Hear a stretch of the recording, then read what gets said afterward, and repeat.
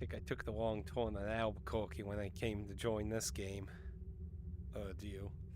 Oh dear, oh dear, oh dear, oh dear, oh dear, oh dear, oh dear, oh dear. I hope you're not dwelling too deep into the dungeons, for today we are taking a look at fear and hunger. Welcome everyone to a interesting little PC game. As most people know, I don't usually dabble in the PC much these days, but once in a while we do, and this would be a title I played on my own on the side, and yeah, it's PC only. And probably won't ever get on a console unless it is heavily censored, because this game is super fucking mature. So if you see censorship bars and that, well, that's because sadly, well, there are things that are a little mature, and this isn't for the faint of heart, because there are horrific ways to die, and there's horrific ways to be tortured. Anyway, let's talk about the game. Fear and Hunger is a RPG survival game. So I like the aspect of like a survival RPG. Like I really like the idea of like say Sweet Home. And Fear and Hunger is really interesting because it is very much a fucking survival game as much as it's also an RPG.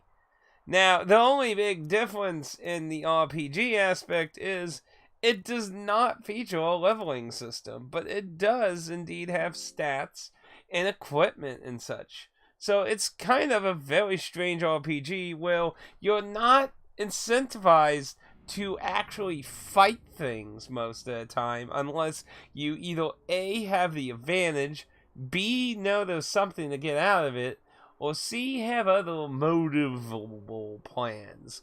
But in most cases, you generally don't want to get into fights, because there's very little reward most of the time. Sometimes you might get lucky to get some items or a special key item if you know what you're doing, or luck's on your side when you accidentally get into a fight with something. But a lot of times, many instances can be, well, deadly. You'll have your choice of 4 different characters: a barbarian, a necromancer, a knight, and a thief type character. They all have an opening little text adventure game with a few choices that will dictate some of their abilities that they get to start with, and then you'll be unleashed into the dungeons. Each character has their own motives of coming to the dungeons of Fear of Hunger. One of vengeance, one of future prophecy, one of following who they think will lead the world into a new age of, well, justice and such, and then one who is just looking for witches.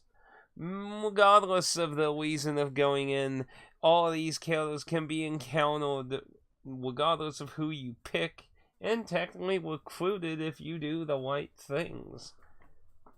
But there are other party members you can recruit, and some are more special than others, and some are a little harder to get as others.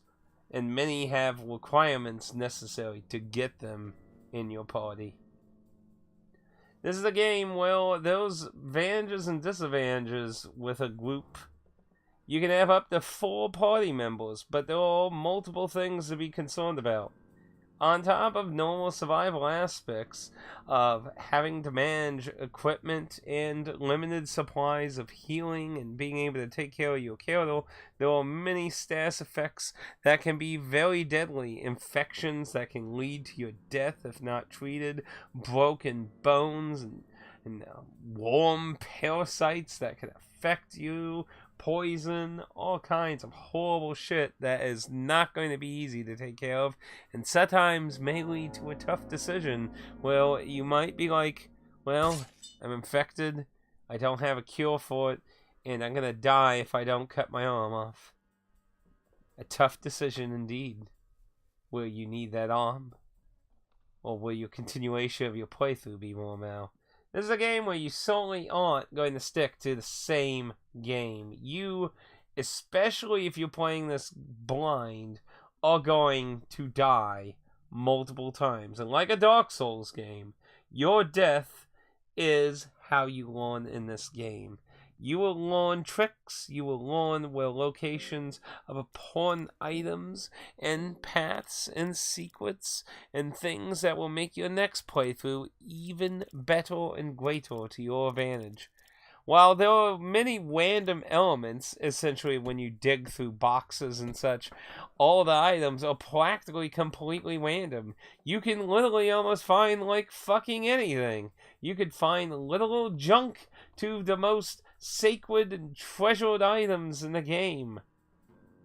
It can be really dependent on luck.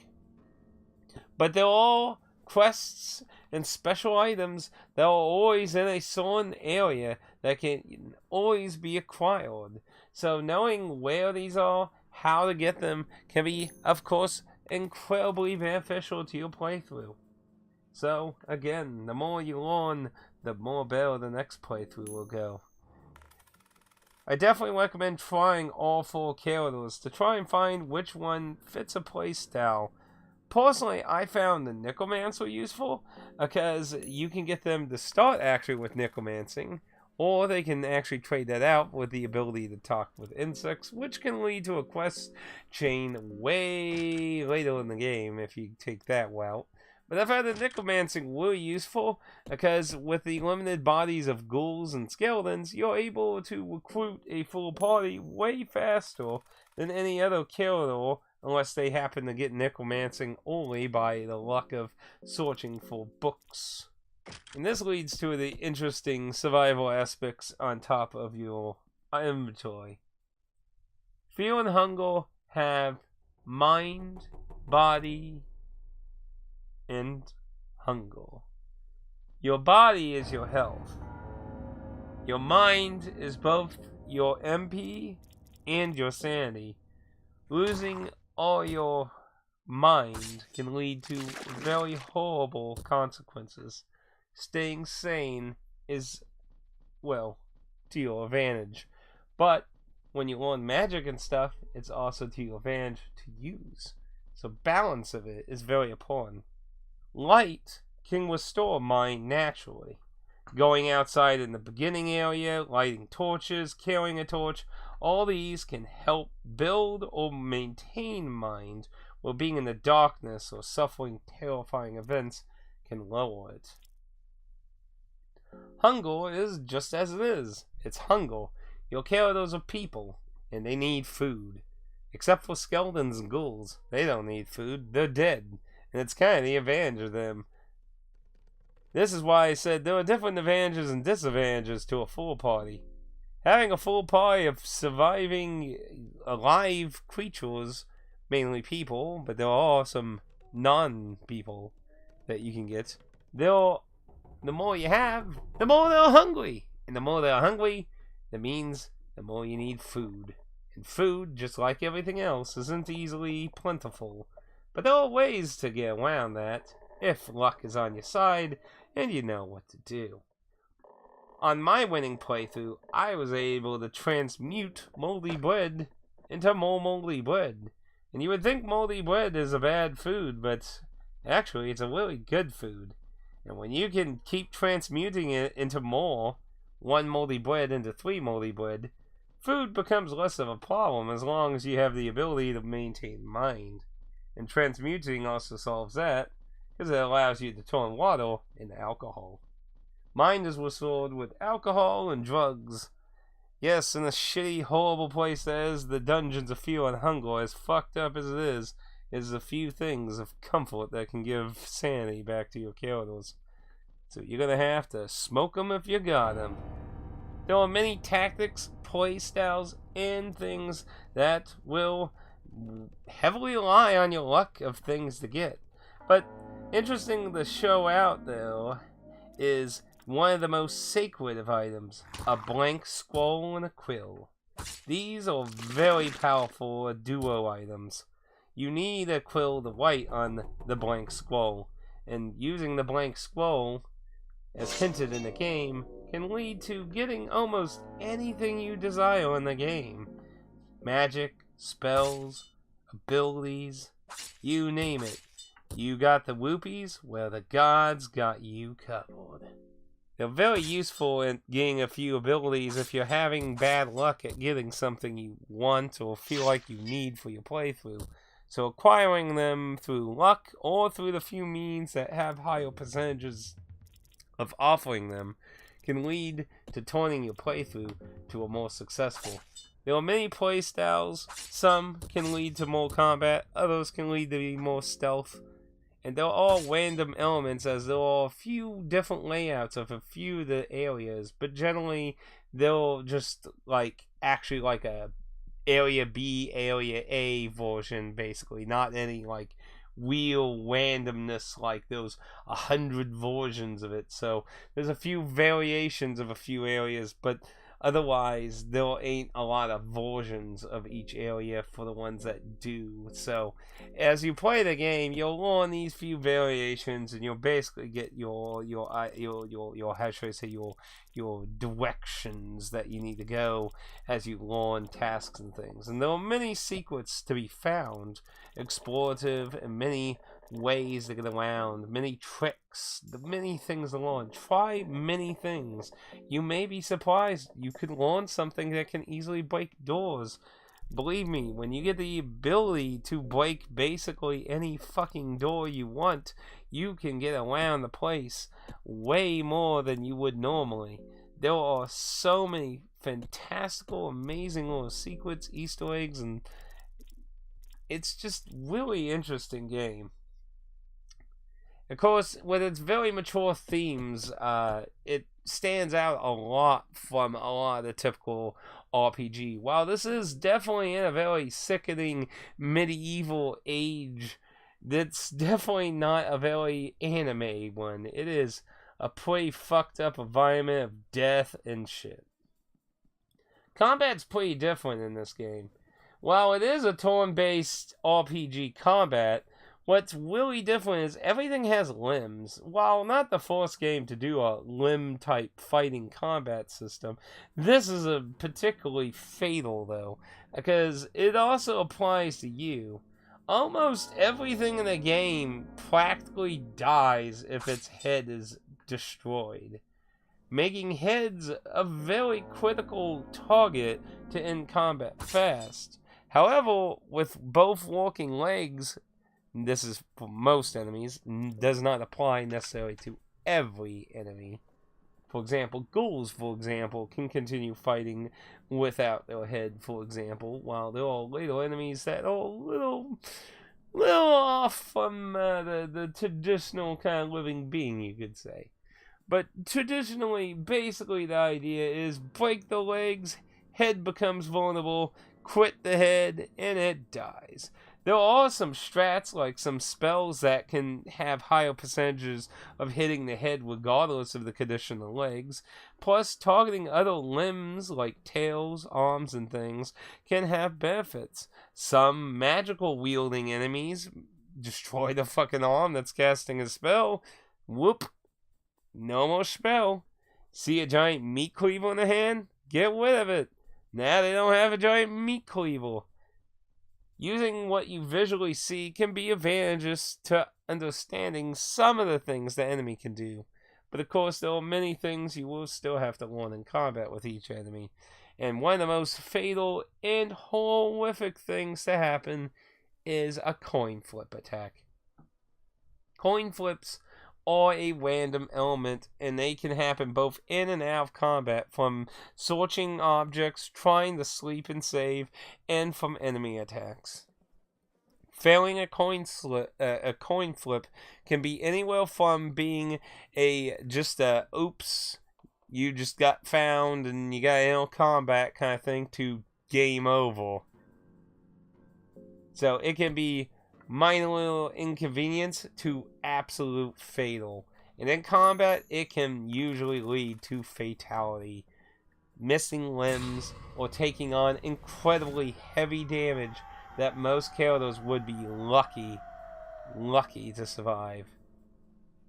Luckily for you, you can find coins, and when you have coins, you can double them up if you want to try and heighten your odds against losing. And obviously, usually you want to save coins for enemy attacks. But They can also be useful for books. Books are some of the most amazing items because you can learn many useful techniques and crafting from books. So getting really good books can be advantages too. And again, it just depends on your playstyle. Some people go very violent, some people go heavy with magic. It can be depending on a lot of elements. And while there is no leveling system, there certainly is a skill system. There are several gods in the game that you can build affiliation with.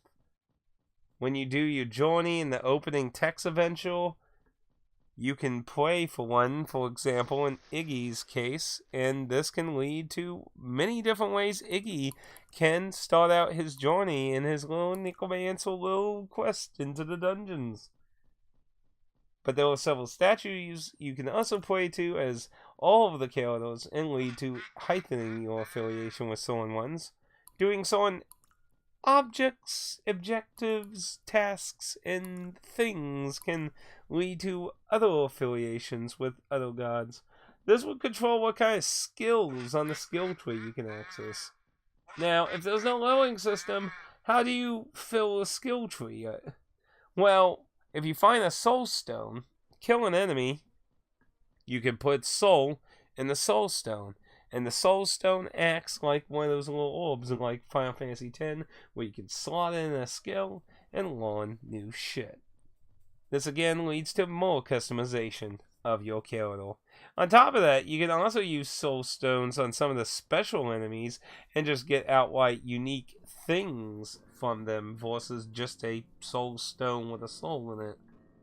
There are several very unique things that you can get, and many of them can be very useful.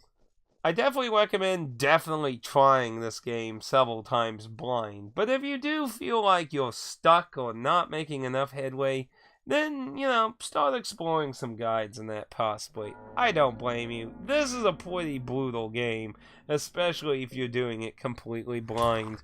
Some of this shit, I don't know how some people figured out some of this shit.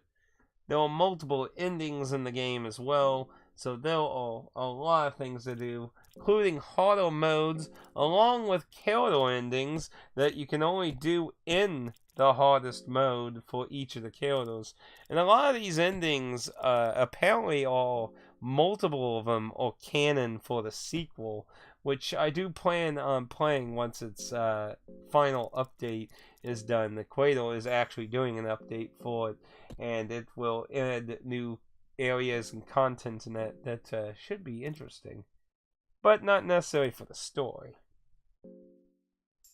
But from what I understand, several of the endings in the game are canon to the sequel, so playing through some of these endings can be beneficial. There's not just one simple, this is the true end and everything else is garbage, which is a little interesting and nice for replay because, well, a lot of times that's how a lot of games are. These usually just the one canon ending.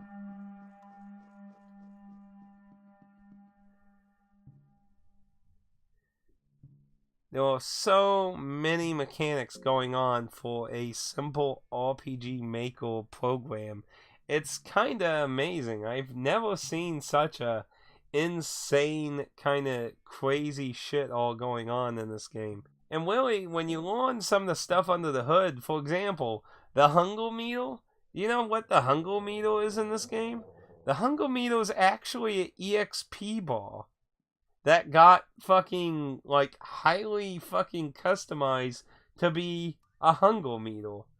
So it's really weird that it's actually a leveling fucking, like, a level bar in RPG Maker being used to keep food value. Like, what a really clever and unique way to do that. Like, I don't even want to fathom how the fuck they got to even do any of that, honestly. It's really crazy. Overall, though, I really enjoyed my time with Fear and Hunger. I had about, like, 6 playthroughs through it. And I can tell you, my last one, like I said, I got lucky. I got several really good things, along with a few blank scrolls and quills to fill out some extra things that were useful. I can tell you, like, being able to transfuse your fucking moldy bread and water into alcohol is an incredibly useful spell for survivability. Learning some special weapons and shit will help with your being able to fight things, and being able to learn how to build up mind, balance your characters, and keep everyone alive while dwelling in through the dungeon. Sometimes you might even have to choose to sacrifice someone, do some things, and then pick up another person. How low will your moles go to go through this dungeon? Overall, though, I definitely recommend Fear and Hunger. Now, the game is not perfect. There are bugs. There are some things when people who actually go through the coding have pointed out some tactical errors and things, and some stuff that ain't working technically correctly in that. So the game certainly is not perfect. It definitely has its flaws and things, and very strange situations that things can happen in, along with some weird points on the map that are like weird developer nodes that you could interact with if you know where they are and actually get like free stuff, which is kind of weird. They never updated to remove that stuff, so I don't know if they left it in there as mercy for someone or just blah, I don't know. But there definitely are some nodes you can take advantage of to make your game certainly easier if you're having a still incredibly hard time. With that said, though, what do I think Fear and Hunger is worth? It is a digital-only game, but you can get DRM free on itch.io, or you can get it on Steam. It is $7.99 on Steam and $8 on itch.io, just 1 penny more for that DRM-free ownership to be able to put on a disc, USB, and call it yours forever and ever. I think it's worth it, but you know, that's me. Anyway, what do I think the game is bad? Honestly, I think it's a really unique experience and a very rare type of RPG. You don't see very often these kind of survival RPGs. And the fact that I am willing to call it an RPG even though it doesn't have a leveling system, believe me, if you know me, you know I will usually use that against a lot of games. It's like, no leveling system, bleh. Like, my friend, like, when I got in a debate about Legend of Zelda not being an RPG, I'm like, most of your items in Zelda aren't about customizing your stats and shit. They're about solving puzzles 99% of the time, with a few things like your armor just causing an effect on elements. There's very rarely any real stat changes going on with Zelda items so I can't really call it an RPG in my opinion. But Fear and Hunger, there's tons of items, tons of different ways to affect your stats and things that happen in combat. It's turn-based combat and shit. It's a really interesting game, and you don't see this kind of thing a lot with RPGs. And the fact they made this whole RPG without leveling, it's very dependent on magic and your gear and luck and your survival skills. It's a lot, but it's a lot of fun too. I definitely recommend giving it a shot if it sounds interesting to you. But I don't blame you if you don't want to try its challenge, because it's certainly not an easy game. And it can feel like a lot of bad lucks at times on some ones, not getting things you need, or the particular things that go your playstyle. But sometimes you're going to have to learn sometimes the core of your expectations, because you don't get everything you want every playthrough.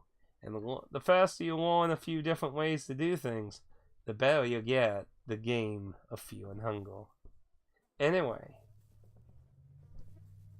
let's get into spoilers real quick.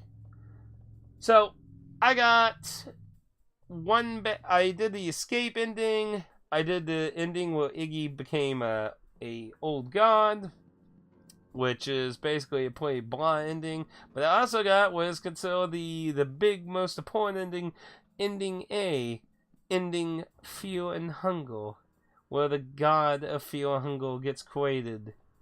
This is one of the pinnacle things about the sequel. But several other characters of actions they did, fates and things about them, all applied and things in the sequel. So like I said, there are different endings that have information or literally carry into the sequel. So I did not get any character Pacific endings. Again, to do those, you have to play on the hardest difficulty with each character, and it is not easy. I barely could get through normal Fear and Hunger, so I'll leave that to the experts, honestly. But I really did enjoy this game, and I look forward to the sequel. I hear the sequel has a few different interesting ways to go about itself, along with a day-to-day system, kind of like Dead Rising in a way, where time is actually progressing through the game, so it has a little bit of a different flow to it. So I look forward to trying it, and it also has an even bigger cast of characters that is interesting. It literally has a character that's fucking wheelbound too, which is really interesting, to be honest. Anyway, those are my thoughts on Fear and Hunger. If you feel like you learned anything interesting, feel free to leave a like. And if you feel like you learned nothing at all, feel free to leave a dislike. Feel free. Until next time, I hope you'll stick around, but don't go down into the dungeons. Those ones aren't worth it, son. They're not worth it.